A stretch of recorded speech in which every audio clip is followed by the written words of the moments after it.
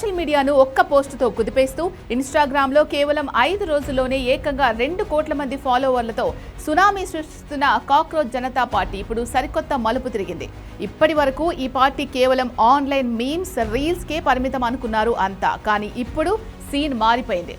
ఇక online war చాలు, వాస్తవ సమస్యలపై పోరాడదాం అంటూ బొద్దింకల సైన్యం నేరుగా క్షేత్రస్థాయిలోకి అంటే గ్రౌండ్ లెవెల్లోకి రావడానికి సిద్ధమైంది. అసలు ఏంటి కొత్త మలుపు? ఈ జెన్జీ సైన్యం గ్రౌండ్లోకి వచ్చి ఏం చేయబోతోంది? ఈ వీడియోలో చూద్దాం.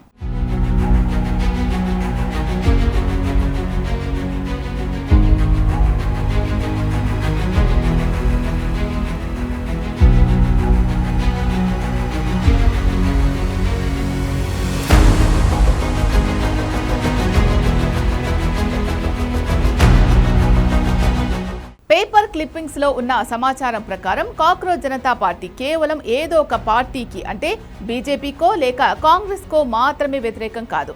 దేశాన్ని పట్టి పీడిస్తున్న నిరుద్యోగం, నేరాలు, ద్రవ్యోల్బణం లాంటి వాస్తవ సమస్యలపై పోరాడమే ఈ పార్టీ యొక్క అసలు లక్ష్యం. ఇప్పటి వరకు కేవలం ఇంటర్నెట్లోనే విమర్శలు చేసుకుంటూ కూర్చున్న యువత ఇకపై ఆన్లైన్ వార్స్ ఆపేసి సమాజంలోని వాస్తవ సమస్యలను నేరుగా వీడియోలు తీసి సోషల్ మీడియాలో పోస్టు చేయడం ప్రారంభించారు. చట్టసభల్లో మరియు నాయకుల్లో ఉన్న లోపాలను, విద్యా వ్యవస్థలోని తప్పులను ఎండగడుతూ యువత వాలంటీర్లుగా ముందుకొస్తున్నారు. జార్ఖండ్లో ఎమ్మెల్యే క్వార్టర్లలో అన్ని సౌకర్యాలు ఉండి పేదలు చదువుకునే పాఠశాలల్లో కనీస వసతులు లేకపోవడాన్ని ఈ జెన్జీ బొద్దింకలు వీడియోలు తీసి ప్రభుత్వాల గుట్టు రట్టు చేశాయి.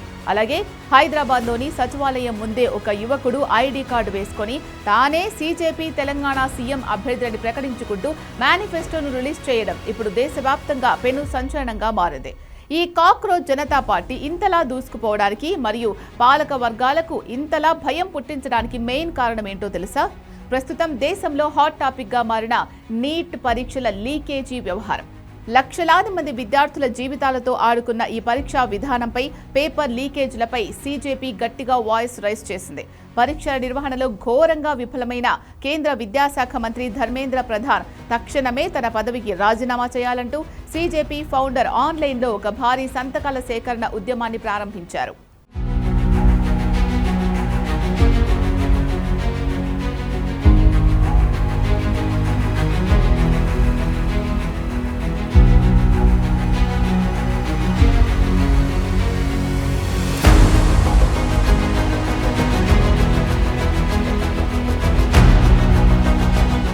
దీనికి దేశవ్యాప్తంగా ఉన్న విద్యార్థులు, బాధితులు బ్రహ్మరథం పట్టారు. ఈ దెబ్బతో తమ తప్పులు ఎక్కడ బయటపడతాయో అని అధికార పార్టీ ఐటీ సెల్స్, ప్రైవేట్ మాఫియాలు అలర్ట్ అయ్యాయి. ఫలితంగానే అభిజిత్ దీప్కేపై డిజిటల్ దాడులు ప్రారంభమయ్యాయి. ప్రస్తుతం కాక్రోచ్ జనతా పార్టీ మద్దతుదారులు చాలా మంది ప్రభుత్వం మరియు రాజకీయ నాయకులపై సోషల్ మీడియాలో ప్రశ్నలు గుప్పిస్తున్నారు. అయితే ఈ ఉద్యమాన్ని అణచివేయడానికి దీని వ్యవస్థాపకుడు అభిజిత్ దీప్కేకు భయంకరమైన చావు బెదిరింపులు రావడం గమనార్హం. ఈ బెదిరింపుల నడుమే సోషల్ మీడియాలో మరో వివాదం రేగింది. రిజర్వేషన్లు, దళితుల సమస్యలపై సీజేపీ వైఖరి ఏంటని ఒక నెటిజన్ ప్రశ్నిస్తే, నేను స్వయంగా దళితుణ్ణి అని అభిజిత్ దీప్కే సమాధానమిచ్చారు. అంతే, ఆ మరుక్షణం నుంచి ట్రోలర్స్ రంగంలోకి దిగి ఓహో అప్పుడే దళిత కార్డు బయటకు తీశాడు అంటూ విపరీతంగా ట్రోలింగ్ మొదలుపెట్టారు. మరో ఆసక్తికరమైన విషయం ఏంటి అంటే ఈ కాక్రోచ్ జనతా పార్టీ వేవ్ ఇప్పుడు కేవలం ఇండియాలోనే కాదు, పాకిస్తాన్, బంగ్లాదేశ్ దేశాలకు కూడా పాకింది. అక్కడ కూడా రాజకీయ, ఆర్థిక సంక్షోభాలు, నిత్యావసర ధరల పెరుగుదలపై విసిగిపోయిన ప్రజలు సీజేపీ స్ఫూర్తితో cockroach Awami league, cockroach Awami party పేరుతో అకౌంట్స్ క్రియేట్ చేసి తమ అసంతృప్తిని వెళ్లగక్కుతున్నారు.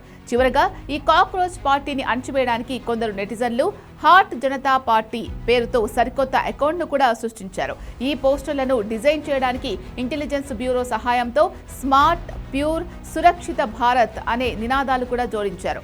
ఏదేమైనా ఒక చిన్న వ్యంగ్య పేజీగా స్టార్ట్ అయిన ఈ మూవ్మెంట్ ఇప్పుడు గ్రౌండ్ లెవెల్లో వాస్తవ సమస్యలపై పోరాటానికి సిద్ధమైంది.